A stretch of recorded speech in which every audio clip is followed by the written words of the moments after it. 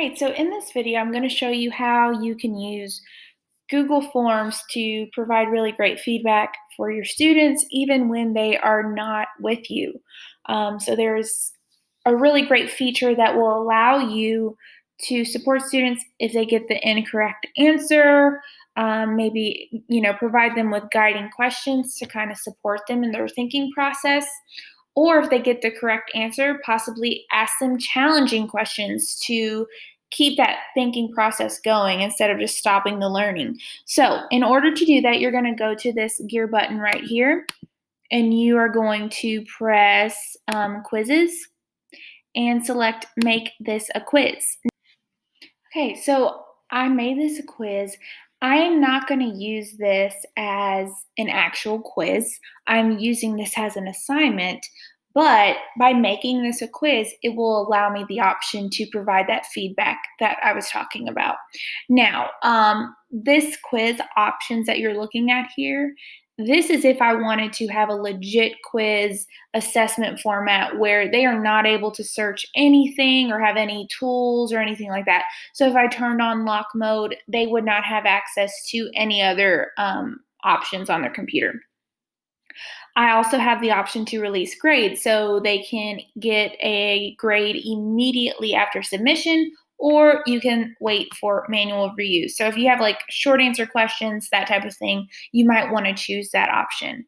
You also have the option to show them what questions they missed, the correct answers, and the point values. But if you're not giving points for anything because you don't want to use it as a point system type of thing, then you might turn that off.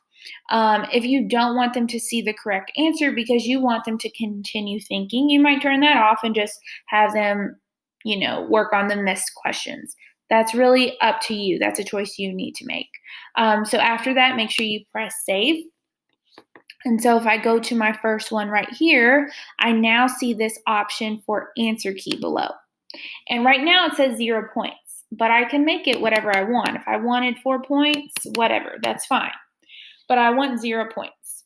And then I go right here where it says add answer feedback. You have the option to add feedback for incorrect answers as well as correct answers. So for incorrect answers, this is where you might want to consider guiding questions to kind of guide their thinking and kind of support them if they're stuck. For correct answers, that's where you might want to add some type of challenge to keep that thinking going. Now, another really great feature that you see right here is this link. So you can link the Math Learning Center. So this is a rounding problem. So I might link them to the Math Learning Center with a number line. And I can do that by going right here and just pressing copy link. And it will take them to this exact number line so they're not stuck in creating it themselves. And I'll put Math Learning Center and just press add. And so when they're getting their feedback, they will see that option there. You also see this option to add a video. So what you could do is use Screencastify to record you providing your feedback questions or your feedback response to them getting an incorrect answer, and so they can see you as they're doing it, which I think would be a really great way to provide them that feedback and make them feel like they're actually talking to you. So that's one thing to think about, and whatever you write there, that's what they're going to use. So you might say, use the Math Learning Center to help you double check your work. Now, I might go deeper than that, but this is just an example, so that's all I'm going to say for right now. And then with correct answer, I might say, great job. And then I might put challenge. How could you solve this using a different strategy? Or can you explain your answer? How do you know that's correct? Those types of things. So once again, I could link here, or I could provide my feedback with video.